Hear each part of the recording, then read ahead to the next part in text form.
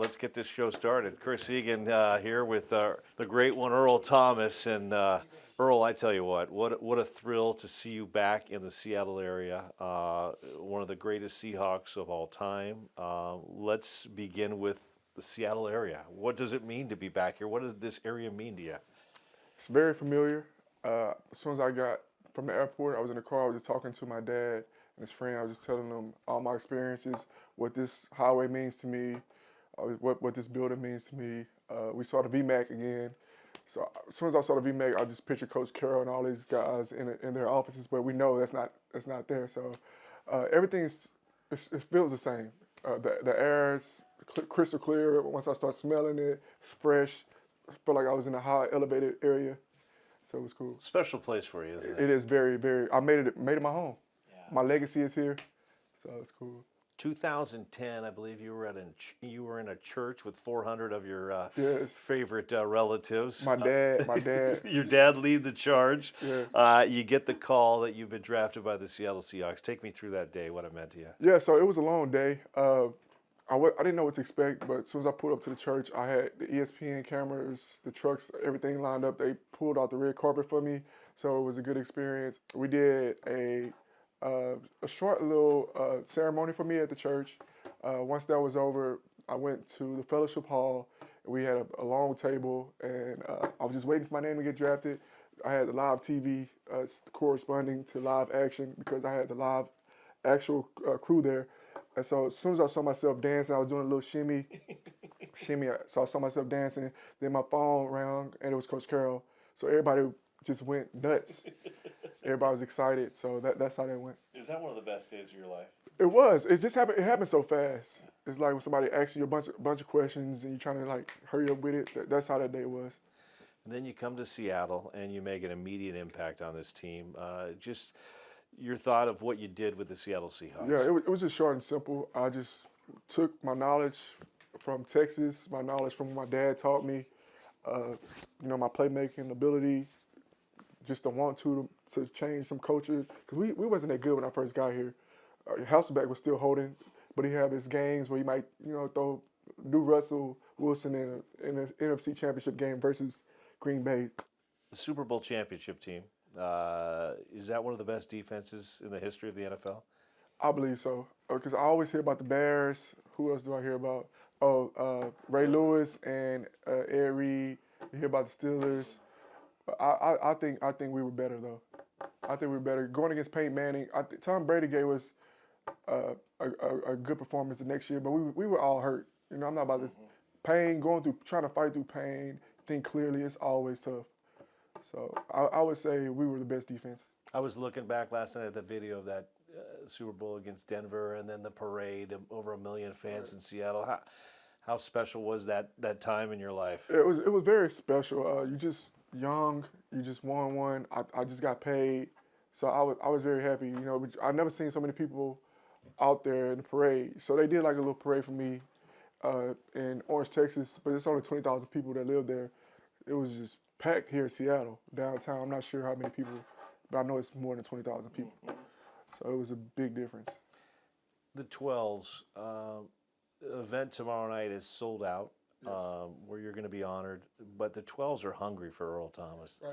They love you, and it's young, it's old, it's in between. What do the 12s mean to you? Well, they're a good support system. It's just I wanted to get them on my side. I wanted everybody to have my jersey on. But I just had to compete against other great players, other lesser rounder guys, even though I was the first rounder. But people don't care about me being first round because, you see guys in Cam and Sherm jersey, Cliff. So I just had to compete against those guys. But it was pretty cool when that place was rocking, right? It was crazy. Like they definitely made that chair that we just needed to sit on and just do the right thing, and we would have just won basically every game we played. How much did you feed off them when that place was rocking? It just gave us that feeling where we can be young, we can do whatever we want out there. So they just blocked out all that noise, And when it's time to snap the ball, you just hear them, and it just goes along with the flow of the game. And when you got players that are superstars, they love that. that's the next best thing besides them chanting Earl Thomas MVP. I think B Wags had like, some type of chant. I don't know how he got the chant, but he had some type of chant. Not a lot of people get the MVP chant, though, Real Earl. talk, I wanted that so bad, like I'm at the free throw line. I wanted that. Yes, sir. Thank you, sir. You are a pretty good basketball player, Yeah, aren't I'm you? decent. I'm decent. We went to state and high school. Okay, you can still play, too? I play every day. You mentioned Cam and Richard, and that leads me to the LOB, the Legion of Boom. Tell me about the Legion of Boom and just how special that group was. We made a staple in the NFL. We're gonna be always talked about. Nobody's ever gonna forget us. I think that's what we all set out to do when we first started as a group. I know I wanted my individual accolades, and it was going that way until Sharon wanted to push me, Cam wanted to push me, Brandon Brown wanted to push me, Byron Maxwell wanted to push me, and we just formed this thing that everybody that watch football loves. You guys just made each other better, right? Yes, we definitely made each other better. Iron sharpens iron. Yes. You are going to get a Lifetime Achievement Award tomorrow. The place is sold out, like I mentioned. That usually it seems like it goes to old people, but you look young. Right, You look, so you been look going through really this. young. I mean, I'm you so look happy- good. I'm so happy you told me that. That's I mean, what have you been doing? Are you like a cold plunging? Are you Nah, sauna? it's always this. I mean, it looks like That's you why can still play right now, Earl. I can still play, but that's the thing. Like, when you're a good player, people expect so much out of you. Always like thrust into the spotlight. So I always had to deal with this with my agency. Sometimes I would like make all the excuses in the world not to do it, but as I got older, I just know this is something I have to do. What are you doing though, health wise? I mean, you look good. I'm happily married. My dad cooks a lot. Your dad cooks for you? My dad cooks a lot. I sleep in. I sleep. Get a lot of sleep, right? I sleep. I'm going everywhere, but I got to ask, how special is this relationship with your dad? It's gotten better, way better. I mean, because I grew up on discipline, so he would always discipline me, but he always had me in his mind frame of I can do it. I'm doing it better than some older kids, so I always had my confidence. So our relationship has gotten better. He just had heart surgery, so He looks good. yeah, he definitely looked good. So I had to really adjust to that. So I'm gonna be all optimistic about it and be like, hey, Dad, we're gonna get through this.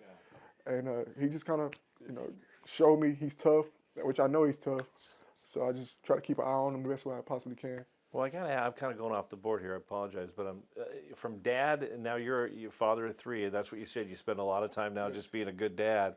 What do you take from him that you're now taking into your own kids? When you get money, you've been in college by yourself. You just think about the hard work stuff that he taught me. Yeah. But other than that, I'm not much of a disciplinarian. Played a big part. Like my dad was. But I tell my son all the time, hey, I'm going to get you. Because I want him to actually pay attention so he can actually reach his full potential.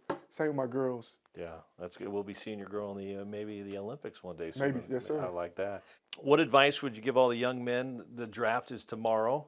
A lot of people are going to be sitting by their phones, sitting at home, sitting in churches maybe in Texas, you never know, in Orange. What advice would you give all these young men that are, hoping to hear their name and when they get drafted? Yeah, so once you hear it, have fun afterwards. It's going to be quick. It's a quick turnaround. But, you just know you're blessed.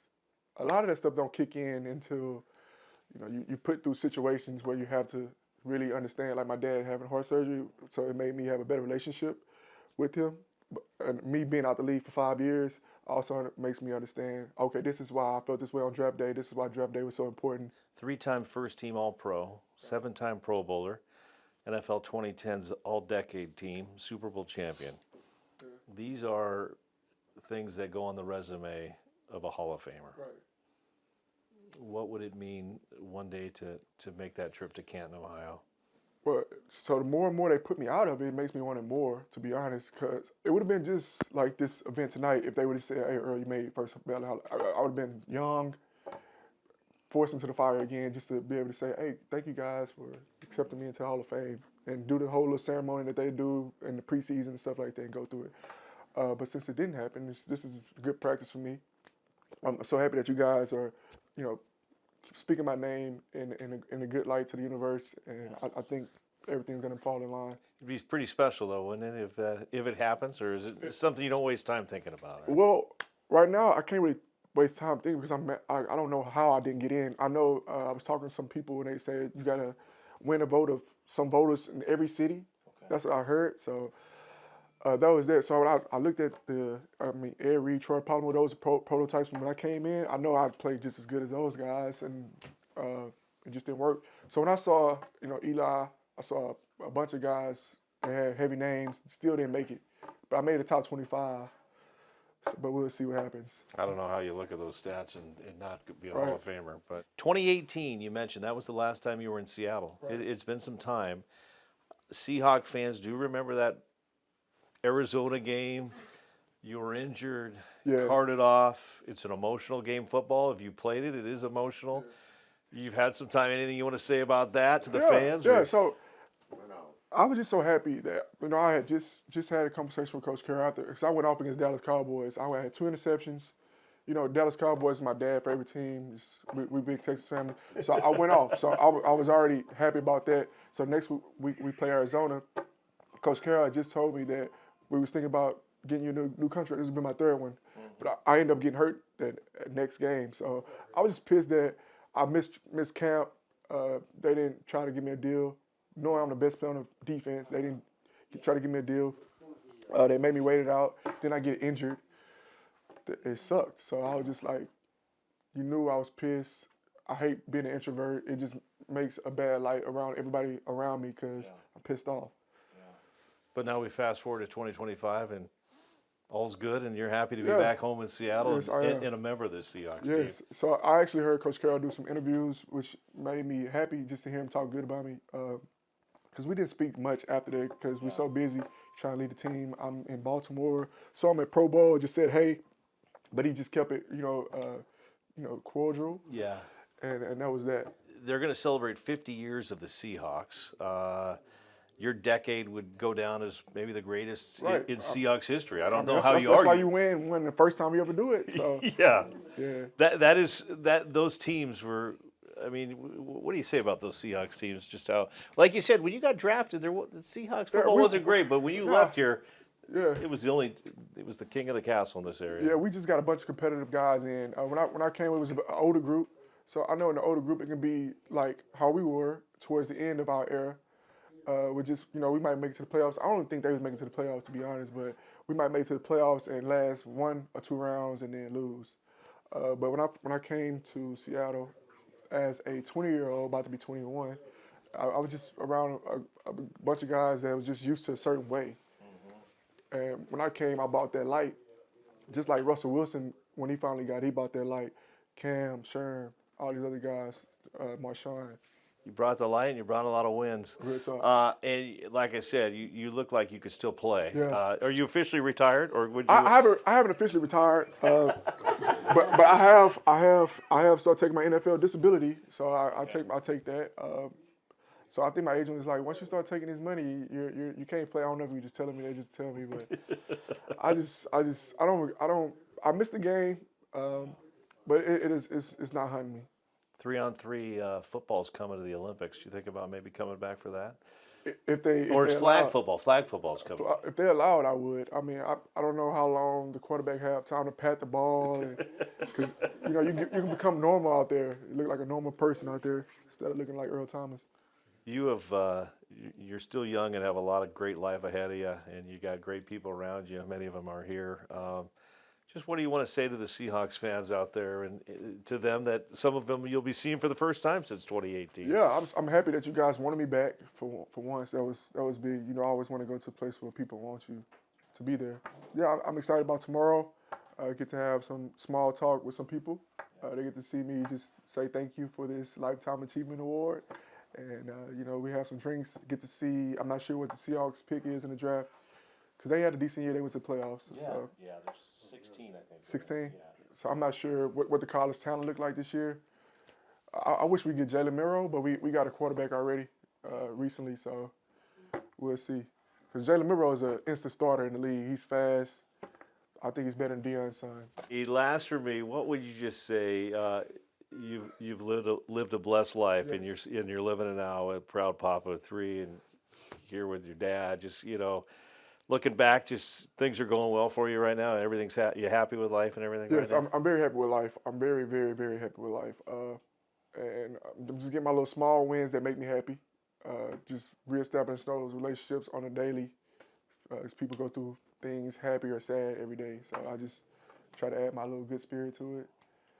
Whatever goes on, I just try to communicate, and then it works. And then I get to see, how Coach Carroll's starting this new career. I got to talk to Dan Quinn today. So you just get to see how the league is moving without you. It's a much slower league now. The talent level is not. It's not that talented to me just watching, but it just gives me an edge. I want to coach, so I just look at it like, okay, this is what you have to do. I got to go back to school to coach. Maybe I think so. I'm just saying maybe because I don't want to do it in front of the camera, but that would be my next goal, just to be a coach in the NFL. So right now, happy being a dad, and then maybe a coach after that. NFL, not college or high school, but NFL. Well, I think everybody's thrilled. I don't want to waste much more of your time. Yes, sir. Well done.